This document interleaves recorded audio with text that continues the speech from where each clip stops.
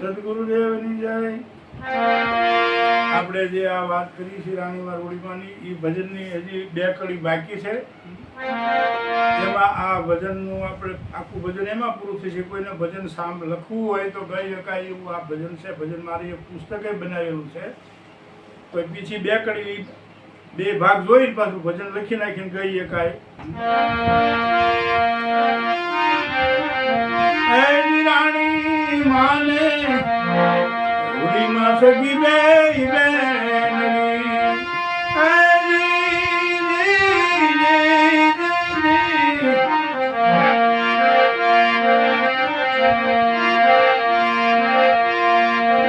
ભોળાઈ તો મોટા ભાઈ ભરવાડ રે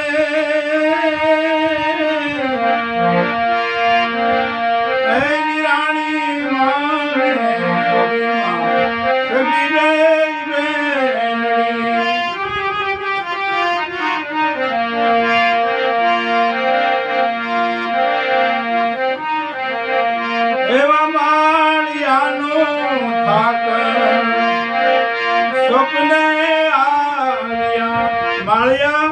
રજવાડું છે અને અહીંયા ઠાકરનું મંદિર છે। અને રાણીમાં રૂડીમાં ત્યાં સ્વપ્નું આવે છે કે તમે મને લઈ જાઓ, મને આ માળિયાના ઠાકરના દરબારમાં રહેવું નથી કે છે।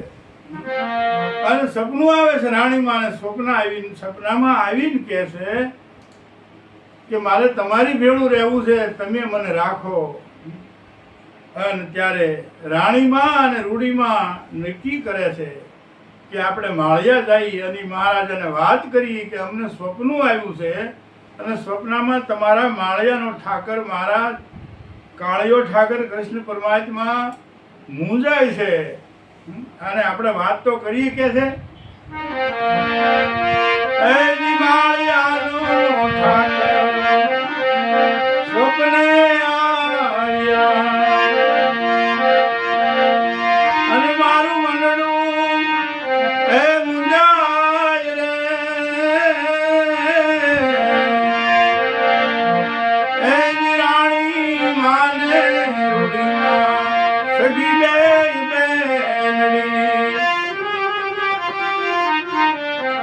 રાણીમાં રૂડીમાં પોતે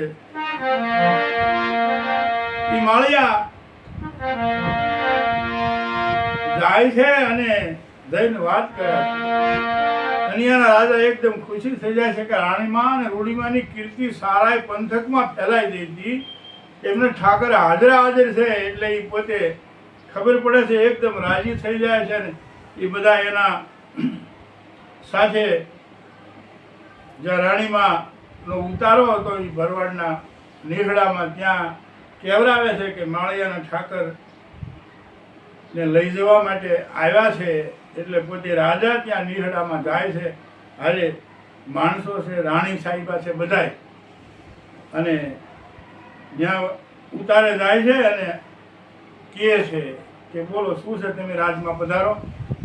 પછી ત્યાં ઉતારો આપે છે રાણીમાં રૂડીમાં ને અહીંયા રોકે છે અને પછી વાત કરે છે કે અમે તમને એક વાત અમારે એ કહેવી છે કે આ માળિયાનો ઠાકર છે એમને સ્વપ્ને આવ્યા છે ને એમને એવું કીધું છે કે હું અહીં મૂંઝાવ છું અને તમે લઈ જાઓ અને તમે મારી પૂજા કરો। જો ભગવાન મૂર્તિમાં જે પ્રગટ છે એવું આપણને રાણીમાં રૂડીમાં સમજાવે છે।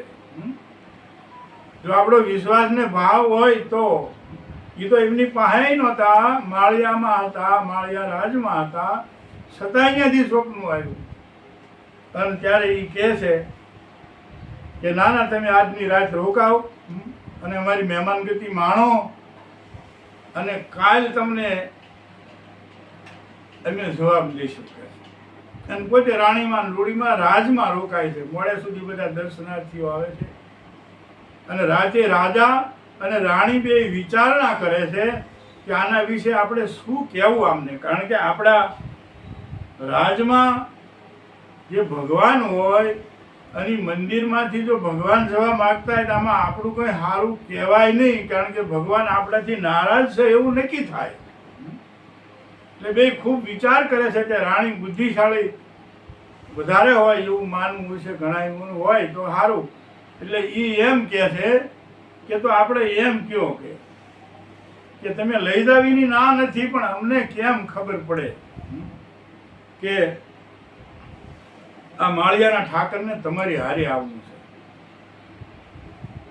તો એના વિશે શું કહેવું કે આપણે જે ઠાકર મંદિર છે, તો એ મંદિરમાંથી ભગવાન પોતે કૃષ્ણ કનૈયો પગપાળા મંદિરમાંથી હાલી અને ઓસરી ઊંધી આવે. બધું ગામ જોવે એમ પ્રત્યક્ષ તમારે હારે આવવું હોય તો બેસાડ્યા છે ત્યાંથી પૂજાખંડમાંથી હાલતા હાલતા ઓસરીની ધાર ઊંધી ખુદ ભગવાન વિયા આવે તો અમને ખબર પડે કે તમારી હારે એમને આવવું છે. બાકી આ સ્વપ્નાની વાત તો અમે માનીએ છીએ, પણ આવવું છે એ ખાતરી તમારે કરવી પડે ને તમારી સાથે આવવું છે. એટલે રાણીમાં ધૂળીમાને આ વાત કરે છે સવારે અને કહે છે અમારો ઠાકર જો રાજી છે તો એ હાલ છે, એમને આવવું છે, એમને સ્વપ્નું તમને આપ્યું શું, મેં કંઈ ખોટું બોલતા નથી. અને કહે છે આ રીતે વાત કર્યા પછી આખું નગરના માણસો બધું જોવા તંબે ભેગું થાય છે, કારણ કે આ તો પરચો જોવાનો હતો. મંદિરમાંથી આપોઆપ કૃષ્ણ પરમાત્મા પગપાળા હાલી અને ઠેઠ ઓસરી સુધી આવવાની વાત હતી. અને કહે છે ત્યારે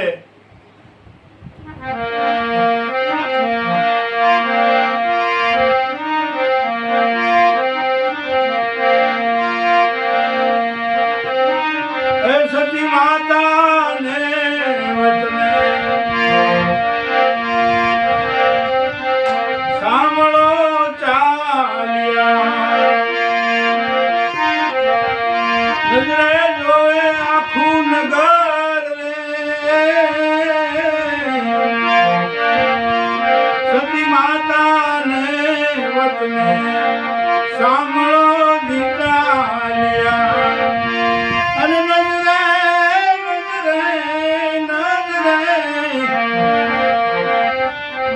નજરે જોવે આખું નગર રે,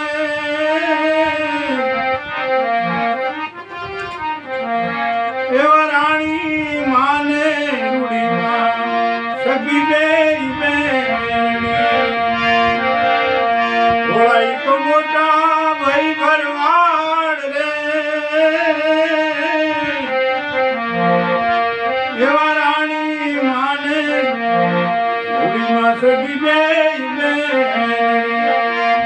અને હવારે આખું નગર ભેગું થયું છે, નજરો નજર જોવે છે.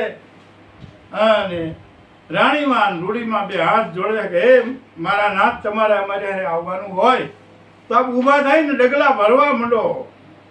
અને એ કૃષ્ણ પરમાત્મા, એ કાળિયો ઠાકર, એ આદિદેવ વિષ્ણુ પરમાત્મા પોતે મૂર્તિ સ્વરૂપમાં હતા.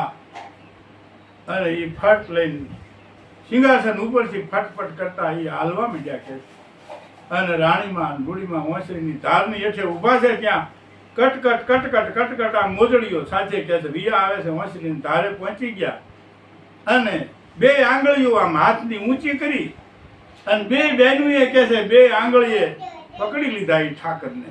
અને આખું નગર જોવે એમ પછી તો ઓસરી હું નગર બાર ઝાપા ગામ ઝાપા નગરના ઝાપા સુધી બે અને આખું નગર અચરજ પામી ગયું. રાણીમાં રૂડીમાંનો જય, રાણીમાં રૂડીમાંનો જય જયકાર કરી રહ્યા.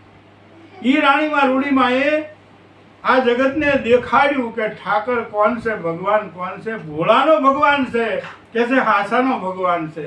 આ ઢોરા ચારનારા, ગાયો રાખનારા, કોઈ ખેતી કરનારા, કોઈ વાણંદ ગામની દાઢીઓ કરનારા, તો કોઈ ગારો ખૂંદનારા, આ બધાયનો ભગવાન. ઈ સાધુડા, ઈ ભક્તો, ઈ સંતો, ભગવાન એને આધીન છે એવું આ રાણીમાં રૂડીમાં કે દેખાડી દે છે. અને નગર જોતું રહી જાય છે. અને ઈ રાજા અને ઈ રાણીમાના રૂડીમાના પગમાં પડી જાય છે કે હવે અમે સમજી ગયા કે આ તમે ઠાકરને લઈ જાઓ છો, બરાબર છે. એવા નકળંગ રે ધણીના નેજા ફરે